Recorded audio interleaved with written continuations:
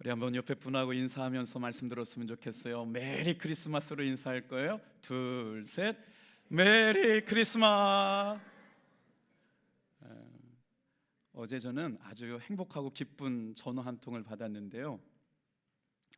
성탄절에 저희 교회 처음 오신 성도님 이야기인데, 어떻게 저희 교회에 오시게 됐냐 그랬더니 아이가 성탄절에 태어났다는 겁니다. 그래서 아이가 이제 자라서 교회에 가서 하나님의 말씀을 들어야 될 때가 돼서 오늘부터 교회에 나오겠노라고. 할렐루야. 이제 어디 계신지는 모르겠어요. 분명히 오실 줄 믿고요, 큰 박수로 환영하겠습니다.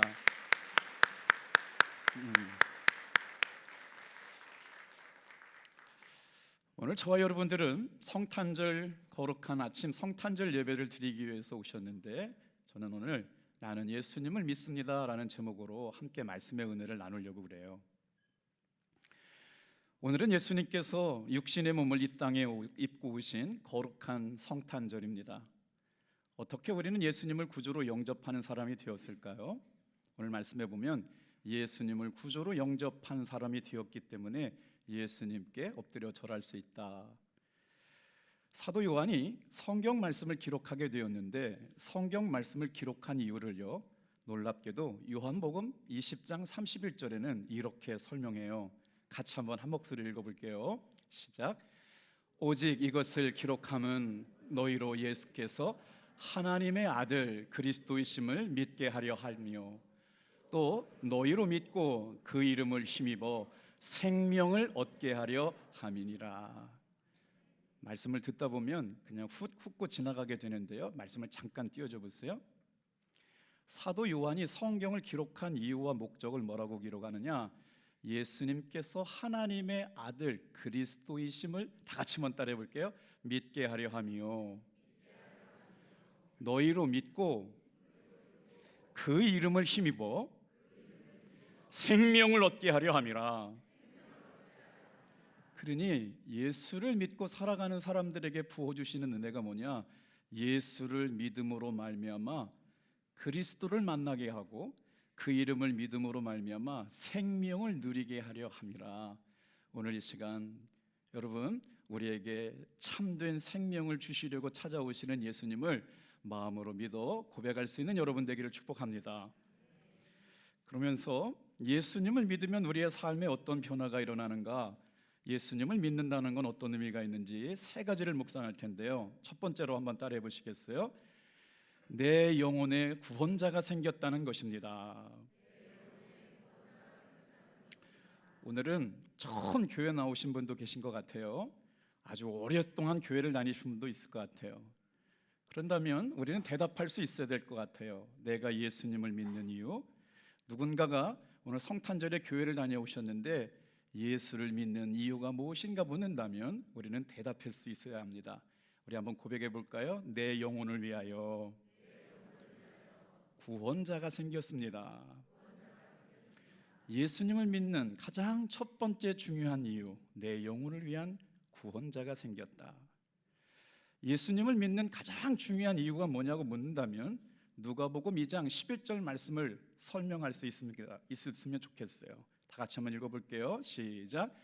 오늘 다윗의 동네에 너희를 위하여 구주가 나셨으니 곧 그리스도 주시니라. 예수를 믿게 되었다. 그럴 때 어떻게 됐어요? 내 영혼을 위한 구원자가 생기게 되었다라고 하는 것이죠. 오늘 이 소식은 사도로부터, 예언자로부터 예수님의 오심을 예언했다는 말씀을 들었어요. 자, 마태복음에는요, 내 영혼을, 다 같이 한번 따라해 보겠어요. 내 영혼을 구원해 주실 구원자의 이름.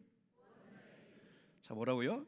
놀랍게 마태복음 2장 11절 말씀에는 내 영혼을 구원할 구원자의 이름이 누구라고 지목하고 있어요. 같이 읽어볼게요. 마태복음 1장 21절 말씀입니다. 시작. 아들을 낳으리니 그 이름을 예수라 하라. 이는 그가 자기 백성을 그들의 죄에서 구원할 자이심이니라 하리라. 여러분, 예수님을 믿는다라고 하는 것의 가장 중요한 이유가 뭘까요? 내 영혼의 구원자가 계신다. 그 이름이, 다 같이 한번 따라해요. 예수 그리스도. 예수님은 죄인들을 구원하시기 위해 이 땅에 오셨습니다. 예수님께서 처음 이 땅에 오셨을 때 2000년 전에도 세상은 어둡고 여러분 혼탁했습니다. 그러나 예수님께서 빛으로 오심으로 말미암아 어둠은 떠나가고 생명이 우리에게 임한 줄로 믿습니다. 이 시간 예수님을 믿는 첫 번째 이유 다 같이 한번 따라해 보겠어요? 내 영혼을 위하여 구원자가 생겼습니다. 예수님을 믿는 사람들의 마음속에도 이 빛이 임하여 저와 여러분의 마음속에 예수님의 이름으로 어둠이 떠나가기를 축복합니다. 하나님이 주시는 평강이 넘쳐나게 될 줄로 믿습니다. 그런데 예수님을 믿지 않는 사람들에게는 어떤 일들이 일어나느냐?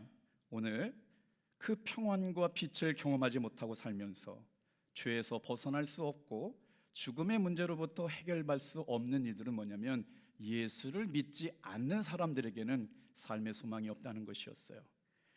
자, 예수를 믿게 됨으로 우리의 삶에 죄의 문제가 해결되고 죽음의 문제가 되고 하나님께서 주시는 평강을 누리며 살게 되는 것, 이것이 우리가 예수를 믿고 살아가는 것인데 오늘 거룩한 성탄의 아침을 맞이해서 여러분 이 기쁨과 은혜가 넘쳐나시기를 주님의 이름으로 축복합니다.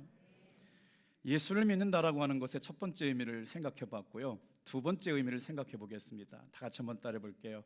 내 삶에 진정한 주인이 생겼다는 말입니다. 수많은 사람들이 인생을 살아가면서 살아갈 이유와 목적을 모르며 살아가는 사람들이 참 많죠.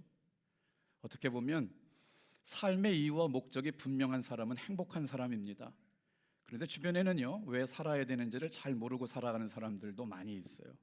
그런데 예수님을 믿음으로 말미암아 우리의 삶에 놀라운 변화는 뭐냐면요, 내가 살아갈 이유를 발견하게 된 겁니다. 성탄절을 통해서 무엇이 우리에게 은혜이냐라고 묻는 사람이 있다면 다 같이 한번 따라해 볼게요. 나의 살아갈 이유를 발견했습니다. 마태복음 1장 23절 말씀, 예수님을 믿는 사람들은 이 말씀을 잊어서는 안 됩니다. 오늘 하루도 이 말씀을 묵상하며 살았으면 좋겠어요. 같이 읽어볼게요. 시작. 보라, 처녀가 잉태하여 아들을 낳을 것이요 그의 이름은 임마누엘이라 하리라 하셨으니 이를 번역한즉 하나님이 우리와 함께 계시다 함이라. 하나님은 아들이신 예수 그리스도를 십자가의 제물로 삼으셔서 우리의 죄의 문제를 해결해 주셨어요. 그렇다면 우리는 해야 될 일이 뭘까요? 예수님을 영접하고 예수님을 여러분 마음의 주인으로 모시고 살아가야 하는 줄로 믿습니다. 그래서 사도 바울은 자신이 붙잡고 있는 모든 세속적인 자랑거리를 다 배설물처럼 버렸대요. 삶의 주인이 바뀌었기 때문에 그렇습니다. 예수님을 믿고 살아간다는 것의 두 번째 의미, 한번 다 같이 한번 따라해 볼게요.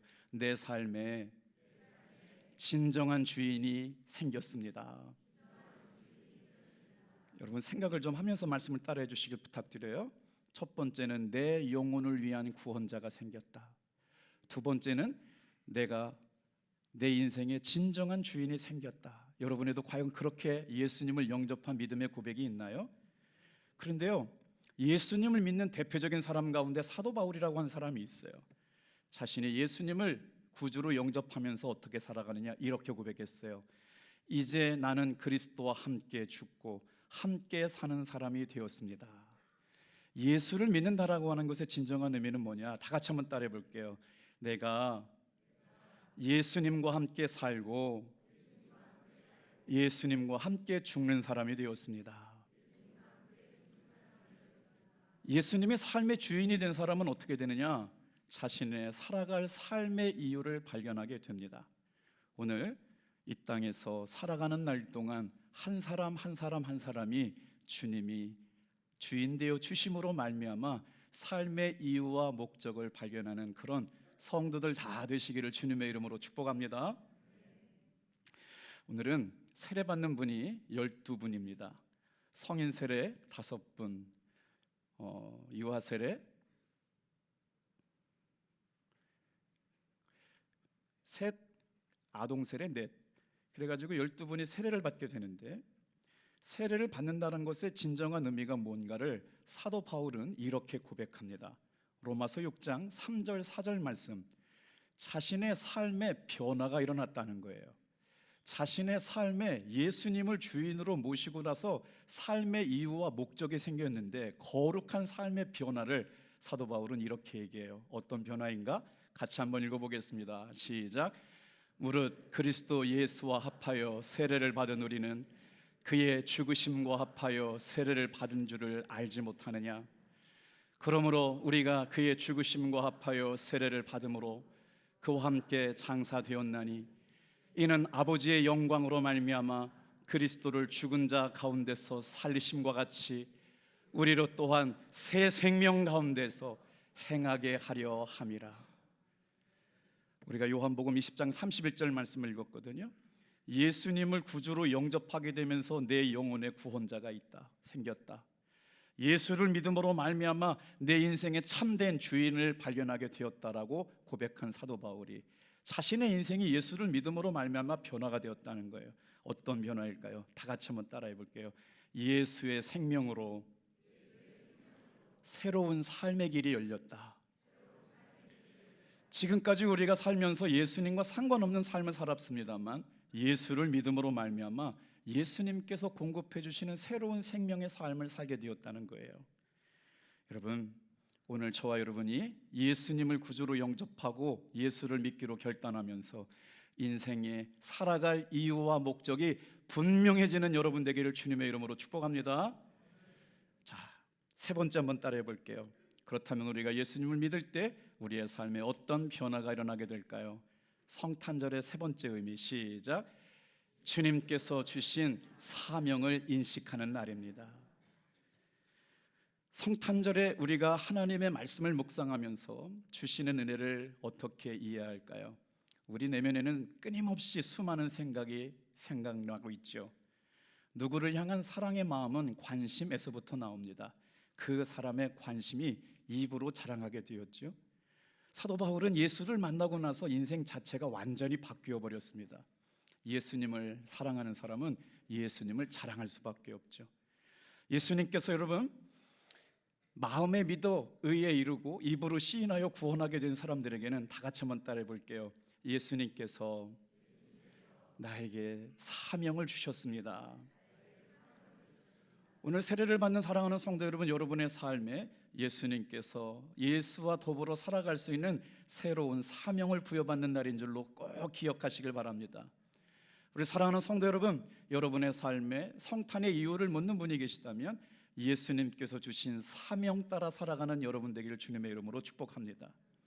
사도 바울이 유럽의 최초 교회였던 빌립보 교회에 가서 한 여인에게 복음을 전하게 되는데 그 복음을 듣고 인생 자체가 바뀌어버린 루디아라고 하는 여인을 만납니다. 여러분, 예수님을 믿게 될 때 가장 큰 변화는 삶의 변화가 일어났다는 거예요. 한번 그 말씀 들어볼게요. 사도행전 16장 14절 15절 말씀 같은 목소리를 읽겠습니다. 시작. 두 아들이 아시에 있는 자색옷감 장사로서 하나님을 섬기는 루디아라 하는 한 여자가 말을 듣고 있을 때 주께서 그 마음을 열어 바울의 말을 따르게 하신지라. 그와 그 집이 다 세례를 받고 우리에게 청하여 이르되 만일 나를 주를 믿는 자로 알거든 내 집에 들어와 유하라 하고 강권하여 머물게 하니라.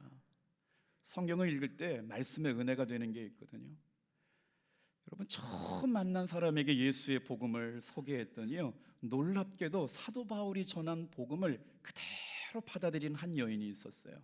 그 사람의 이름이 루디아라고 하는데 붉은색 옷감 장사였습니다.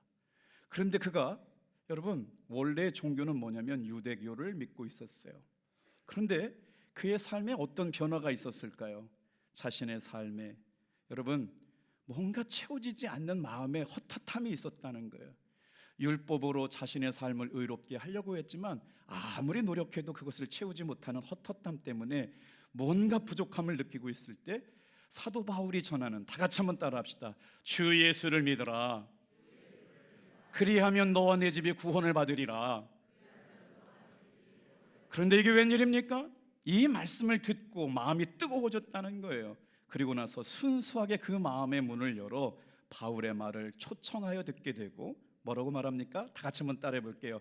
그 집이 다 세례를 받고, 그러면서 뭐래요? 나를 예수 믿는 자로 여기거든 우리 집에 들어와서 거하여 주십시오. 사도 바울 전도 일행을 초청하게 돼요. 이게 바로 여러분 유럽의 최초의 교회 빌립보 교회 이야기입니다. 놀랍게도 루디아의 삶이 변화시킨 복음의 능력, 오늘도 사랑하는 성도 여러분, 예수님을 믿음으로 말미암아 우리의 삶에 복음으로 말미암아 변화가 일어나게 될 줄로 믿습니다. 오늘 이 시간에 우리가 예수를 믿음으로 말미암아 경험하게 되는 가장 큰 은혜, 삶의 놀라운 변화가 시작될 줄로 믿습니다. 오늘 우리는 예수를 믿음으로 말미암아 우리의 삶에 찾아오는 놀라운 변화를 묵상하고 있어요. 다 같이 한번 따라해 볼게요. 내 삶에 영혼을 위한 구원자가 생겼습니다. 내 삶에 진정한 주인을 만났습니다. 예수께서 주신 사명을 발견하게 되었습니다. 이걸 뭐라고 그러냐면요, 복음의 능력이라고 그래요. 오늘 이 시간 저와 여러분들이 복음의 능력에 합당한 삶을 살기로 결단하는 거룩한 성탄의 아침 되기를 축복합니다. 예배를 마치고 이제 집으로 돌아가다 누굴 만났어요. 당신은 왜 예수 믿는 사람이 되었습니까? 라고 묻는다면 적어도 사도행전 4장 12절 말씀 정도는 담대하게 외쳐서 선포했으면 좋겠어요. 같이 읽어볼게요. 우리가 예수를 믿어야 할 이유, 시작. 다른 이로서는 구원을 얻을 수 없나니 천하 인간의 구원을 얻을 만한 다른 이름을 우리에게 주신 일이 없음이라 하더라. 여러분, 오늘은 성탄절을 맞이해서 우리가 1년 동안 복음을 전하는 사람들이 그 복음을 받아들이고 예수님을 구주로 영접하는 시간, 세례 예식이 있습니다. 우리 기독교 예식에는 성찬과 세례가 있는데 성구 영신 예배는 여러분 하나님의 약속의 말씀을 받으며 예수님의 몸과 예수님의 피에 동참하는 성찬 예식이 있는데, 오늘 성탄절에는 물로 예수님의 보혈의 피처럼 우리의 죄를 다 깨끗하게 씻어주시는 은혜를 경험하게 되는데, 사도 바울이 복음의 능력으로 사람이 바뀌었다라고 하는 설명을 여러분 로마서 6장 1절부터 11절에 설명을 하고 있거든요. 복음의 능력이 뭐냐? 다 같이 한번 따라해 볼게요. 죄를 씻어주셨다. 사도 바울이 자신이 경험한 복음의 능력을 몇 번이나 설명하냐면 로마서 6장 1절부터 11절 동안 복음의 능력이 나타나는 이유를 이렇게 말씀해요. 10번 동안 다 같이 한번 따라합시다. 나의 죄가 씻겨졌습니다. 사도 바울이 복음의 능력이 나의 삶을 변화시켰는데 그 변화 중에 가장 큰 변화는 다 같이 한번 따라해 볼까요? 나의 죄가 완전히 씻겨졌습니다. 저와 여러분의 삶을 붙잡고 억누르고 연약하게 만들었던 모든 죄가 예수 그리스도를 믿음으로 말미암아 죄와 상관이 없는 사람들 된 줄로 믿습니다. 죽음과 상관이 없는 사람이 된 줄로 믿습니다. 죄를 이기는 권세, 로마서 6장 4절 말씀을 같이 한번 큰 소리를 읽고 이제 마칠 거예요. 시작. 그러므로 우리가 그의 죽으심과 합하여 세례를 받음으로 그와 함께 창사되었나니 이는 아버지의 영광으로 말미암아 그리스도를 죽은 자 가운데서 살리심과 같이 우리로 또한 새 생명 가운데서 행하게 하려 함이라. 죄가 완전히 죽었다는 선언을 로마서 6장 1절부터 11절까지 10번이나 얘기해요. 세례를 통하여 우리의 모든 죄가 예수님의 보혈의 피로 깨끗하게 씻김을 받았음을 믿으시길 바랍니다. 오늘 이 시간은 예수님의 보혈의 피를 의미하면서 예수님께서 창조하셨던 거룩한 성수를 통해 물로 죄가 씻겨지는 밥티조, 오늘 우리 가지고 있는 모든 영혼의 죄, 내 영혼과 정신과 생각과 마음에 뿌리내렸던 죄가 거룩한 성제의 임재하심을 통해서 우리의 삶에, 세례받는 삶에, 성들의 삶에 죄가 씻겨지는 역사가 이루어지기를 지금부터 함께 기도해 주시기를 주님의 이름으로 축복합니다. 다 같이 한번 따라합시다. 요한복음 20장 31절, 요한복음 20장 31절 시작. 이것을 기록함은 너희로 예수께서 하나님의 아들 그리스도이심을 믿게 하려 함이요 또 너희로 믿고 그 이름을 힘입어 생명을 얻게 하려 함이니라. 주의 집에 살지 않아요. 이제 육신의 정욕에 살지 않습니다. 예수님의 생명과 이름을 입어 살아온 삶을 살아가는 귀한 성도들의 삶이 되기를 주님의 이름으로 축복합니다. 기도하겠습니다.